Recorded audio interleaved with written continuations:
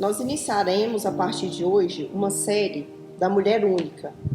Nessa série nós vamos conversar e nós vamos caminhar para que nós consigamos entender um pouquinho do nosso funcionamento. E eu gostaria de ler com você, abra sua Bíblia, Gênesis 2, 18 e depois 21 e 22. Lá diz, a formação da mulher. Disse mais o Senhor Deus, não é bom que o homem esteja só. Far-lhe-ei uma auxiliadora que lhe seja idônea. Agora lá no 21 e 22. Então o Senhor Deus fez cair pesado sono sobre o homem, e este adormeceu. Tomou uma das suas costelas e fechou o lugar com carne. E a costela que o Senhor Deus tomara ao homem, transformou-a numa mulher e a trouxe. Conversar com você, mulher, nesse momento é muito gratificante. Entender que eu posso auxiliar você a ter um pouco de consciência de como funciona a sua vida é algo que me traz prazer, é algo que eu venho trabalhando já há algum tempo. E eu queria dizer para você que as mulheres, elas têm um papel fundamental na história desde a formação do mundo. Bem lá no Antigo Testamento, a gente encontra a história de Ana, de Sara, depois de Raabe, de Débora. E assim elas vão discorrendo até na história de Jesus. Elas caminham com Jesus e depois elas participam da crucificação de Jesus. Então a Bíblia enfatiza isso com muita força, a participação delas.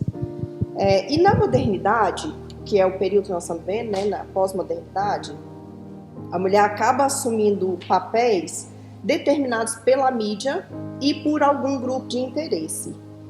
E aí a sociedade, a mídia, ela trabalha a figura da mulher de acordo com o interesse do momento.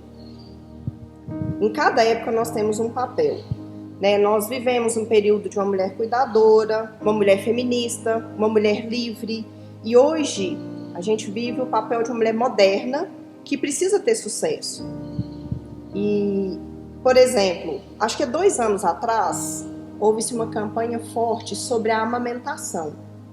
No ano passado, esse papel ele teve uma reversão que assustou, inclusive, algumas mulheres. Amamentar virou quase que um crime. Fez-se uma campanha forte para que as mulheres não amamentassem em público. E, então, o papel da mulher, ele depende muito da época. E cada novo cenário, ele traz limitações para a mulher. Por quê? Nós não nascemos preparados para assumir todas as versões. Nós temos limitações, cada uma é de um jeito. Então, o que é imposto para nós, às vezes, se torna pesado. Nós sofremos pela moda, nós sofremos pelo cenário de emprego. A moda, ela bate muito forte na mulher com o corpo ideal, no padrão de beleza e ideal. E na área profissional, você tem 2 extremos. Ou você é uma profissional bem-sucedida, ou você é uma profissional fracassada. Então, a gente vive esse jogo que às vezes torna pesado para a gente.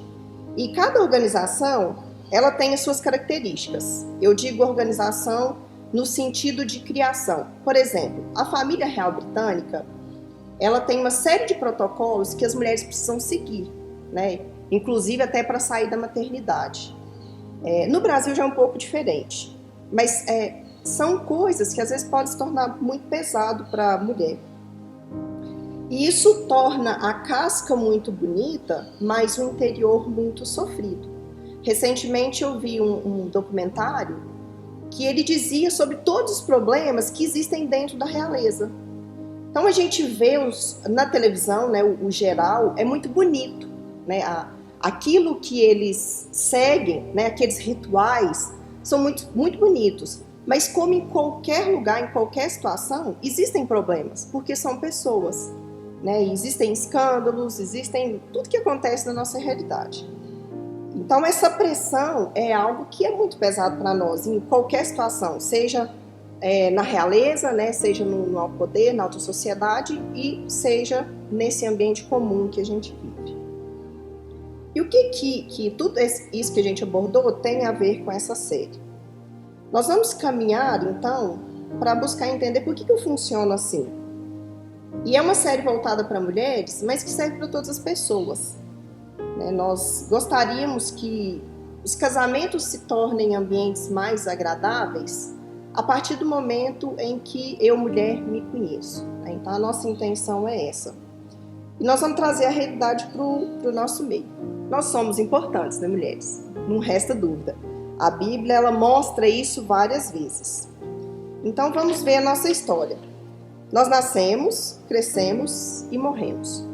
Durante o nosso crescimento, sendo mulheres, alguns padrões rígidos, eles são impostos a nós. Como que funciona isso?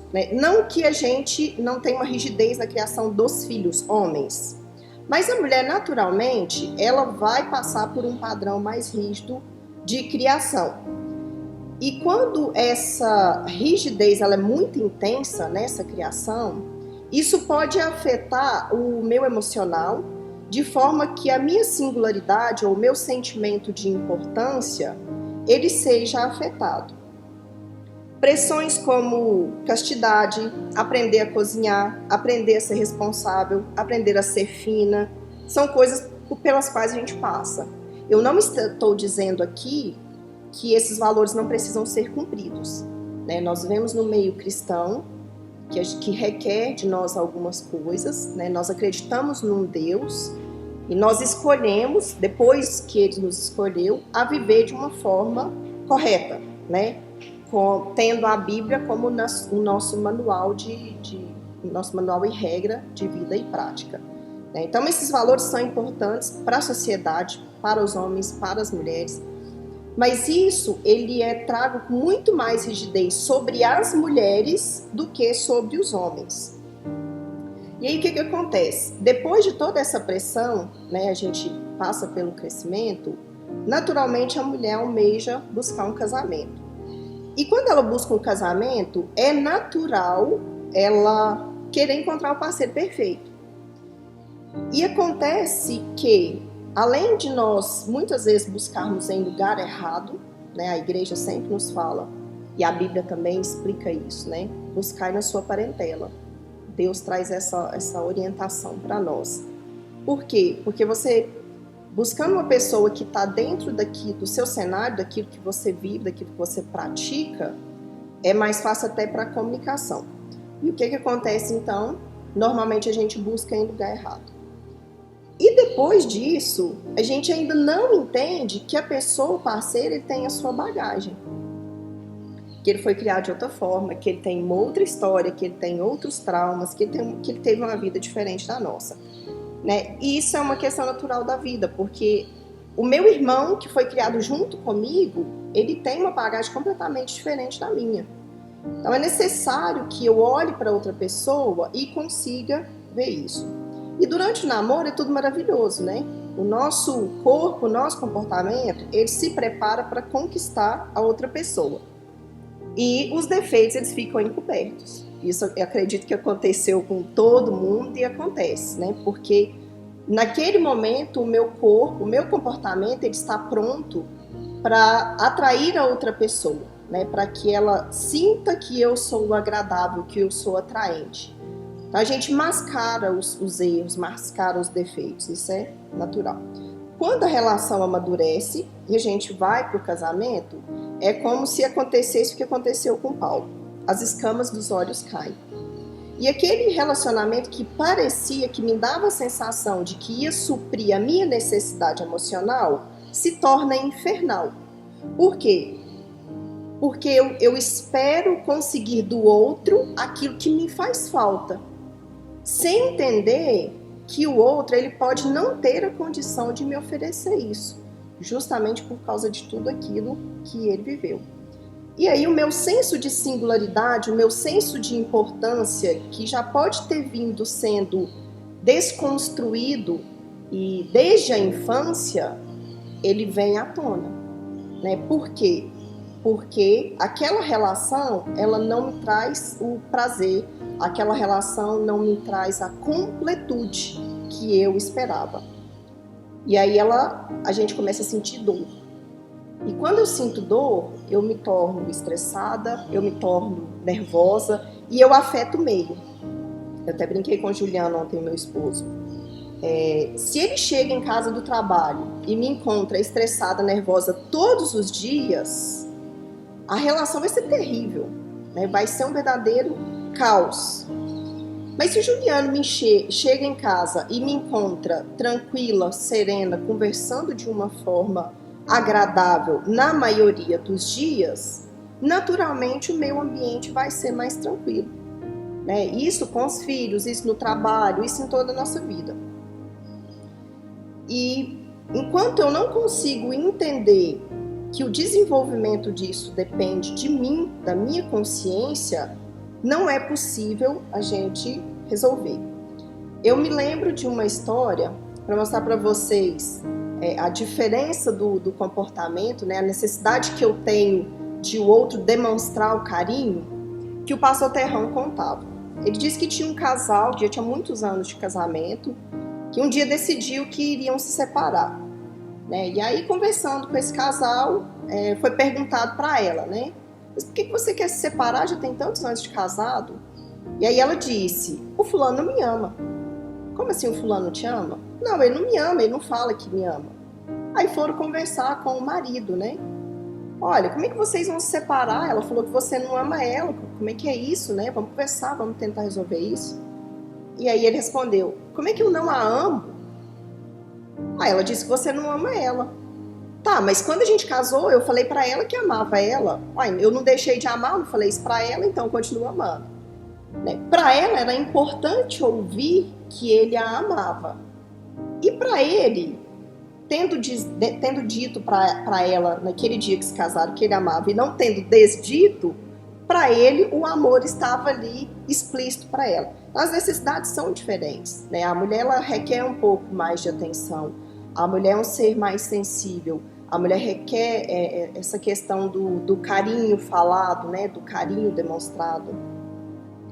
Então, maridos, deem atenção para suas esposas. Digam a elas que vocês as amam. Mas o fato é esse mesmo, é perceber a necessidade de cada um. Né? Mas antes eu preciso entender a mim mesmo. Vamos caminhar mais um pouco e trazer a situação para o que acontece nas nossas igrejas, né, evangélicas. Os nossos pastores, eles chegam a uma igreja e eles são muito requisitados, porque fazem um belíssimo trabalho. Os nossos pastores, na maioria das vezes, né, eu digo isso porque o meu irmão é pastor, para quem não conhece pastor Baltazar, ele é meu irmão. O pastor, ele tem uma sobrecarga grande da igreja, né? Aquilo que ele exerce requer dele. E aí o pastor está sempre à frente, né? Ele está sendo sempre buscado pelas pessoas, ele está sendo sempre reconhecido pelas pessoas, é natural, né? Porque ele faz um trabalho nesse sentido. E a esposa do pastor, que normalmente perde até o nome, né? A esposa do pastor torna-se a esposa do pastor, às vezes os fiéis não sabem o nome da esposa. Ela precisa estar sempre impecável, ela precisa ser sempre a melhor mãe, ela precisa estar engajada em todos os trabalhos da igreja, né? Mas ela não tem o reconhecimento necessário para que ela satisfaça o emocional dela, né? E o que normalmente a gente faz? No dia da SAF, a gente elogia a mulher do pastor, ou no dia do aniversário dela, a gente faz alguma coisinha, né? Mas enquanto o pastor tem as suas necessidades supridas, o seu reconhecimento suprido, a mulher do pastor, ela tem que ser, né? Ela tem que fazer, mas ela é pouco reconhecida. Então a gente precisa perceber essas coisas, a gente precisa dar atenção para todas as pessoas em todos os momentos, né? Em qualquer área, para as esposas, né? Para as esposas dos pastores, enfim, a mulher ela precisa desse reconhecimento, faz parte. Na verdade, não só a mulher, todas as pessoas, né? O ser humano ele tem essa necessidade de ser reconhecido, e na mulher é um pouco mais aflorado. E aí, como é que a gente traz isso para para dentro da realidade bíblica, para dentro daquilo que Deus... Aliás, na verdade, a gente tira, né, daquilo que Deus nos ensinou e traz para a nossa realidade, é reverso, né? Eva foi criada a partir da costela de Adão, para que ambos andassem de lado. Quando Adão foi criado, Deus soprou nas narinas dele todos os atributos que ele tinha, né? Então, Adão é completo. Quando Deus decide fazer a mulher, ele tira da costela de Adão, para que ela não fique abaixo nem acima, mas do lado. E ele intensifica os seus atributos masculinos em Adão e divide os atributos com Eva, trazendo para Eva aquilo que é necessário para que haja uma completude, né? Então, é necessário, quando a gente decide casar, né, quando a gente decide manter um relacionamento, que estando lado a lado, a gente consiga olhar para trás, ter a consciência da nossa história. Os traumas precisam ser tratados e deixados para trás, para que a gente, para que eu, né, para que você, nos tornemos uma pessoa melhor. Isso não adianta eu falar para você ler várias literaturas. Se você, no seu íntimo, não tiver a consciência de olhar para a sua situação e perceber que tudo depende de você. Eu não posso atribuir a responsabilidade ao outro. Eu não posso ser escravo do meu passado. Isso não faz parte da natureza de uma pessoa que nasce de novo, de uma pessoa que tem Cristo na vida. Viver com síndrome Gabriela é miserável. O que é a síndrome Gabriela? Eu nasci assim, eu vivi assim, vou morrer assim. Não é bem assim, né? Dentro de uma vida cristã, dentro de uma vida amorosa, dentro de uma vida modificada por Deus, essa síndrome, ela não cabe, não combina com a gente. E qual o remédio então? O remédio é Deus. É somente Deus que pode fazer diferente. O Deus da palavra, o Deus verdadeiro, ele traz para mim a consciência de onde eu devo trabalhar. Eu preciso estar aberto para que esse Deus desenvolva a minha consciência. É necessário eu olhar para mim e perceber que eu é que preciso mudar, tá? E com relação às mulheres, né, uma mulher mansa, ela tem capacidade de transformar uma outra pessoa, de influenciar o meio com que ela vive. Eu falei isso no outro vídeo que a gente fez. Então, a mulher rixosa, ela acaba tornando o ambiente pesado demais, né? É lógico que, mesmo se desenvolvendo, mesmo entendendo, nós temos uma personalidade, nós temos um traço que pode não ser mudado, porque nós cremos que o Deus, nosso Deus, Deus da palavra, ele pode mudar o que ele quiser, do jeito que ele quiser, né?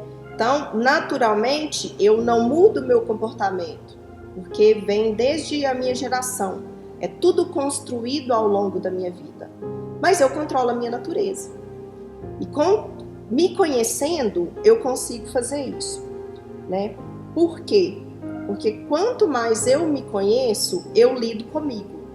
E quanto mais eu lido comigo, eu consigo lidar com o outro, né? E o nosso Deus, ele nos permite meios para que nós nos conheçamos. E aí você pode perguntar, tá bom, como é que eu vou fazer toda essa alteração na minha vida? Eu vou te convidar então para acompanhar a nossa série, para buscar o auxílio com os nossos líderes e após isso experimentar uma vida bem vivida, né? O que nós queremos é auxiliar as pessoas, porque a sétima é um lugar para pertencer, é um lugar que cuida das pessoas, né? E nós queremos cuidar de você, nós estamos aqui para te auxiliar. E eu queria terminar lendo Mateus, abram aí suas Bíblias, Mateus 11, de 28 a 30. Então, Mateus 11, 28 a 30, diz lá: Vinde a mim, todos os que estáis cansados e sobrecarregados, e eu vos aliviarei.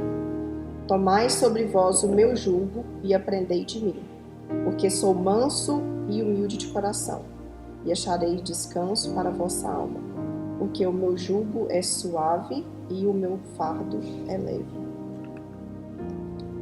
Então, que nós possamos ir a Deus, né, e caminhar com Ele, porque o fardo é leve, a vida se torna mais alegre, a vida se torna mais fácil de viver. Eu entendo que é um longo caminho a se percorrer, mas estamos aqui para ajudar você. Eu gostaria de orar com você. Deus, muito obrigado porque o Senhor me criou. Muito obrigado porque no seu íntimo eu já seria auxiliadora. Isso é de grande gratidão para mim, porque por meio do Senhor eu posso melhorar o meio em que eu vivo. Deus, e que o Senhor nos permita ter a consciência, porque nós sabemos que tudo vem do Senhor, que só através do Senhor as coisas acontecem. E que essa consciência, ó Deus, nos permita mudar, para que nós tenhamos mais qualidade de vida, para que nós tenhamos mais amor, para que nós consigamos cuidar do próximo. Que o Senhor abençoe nossos casamentos e que sejam para a honra e glória do Senhor. Deus, eu te peço que o Senhor me use para trazer a sua palavra, para fazer aquilo que o Senhor requer de mim. Muito obrigado por tudo, Deus. Eu te agradeço em nome de Jesus. Amém. Até o próximo vídeo.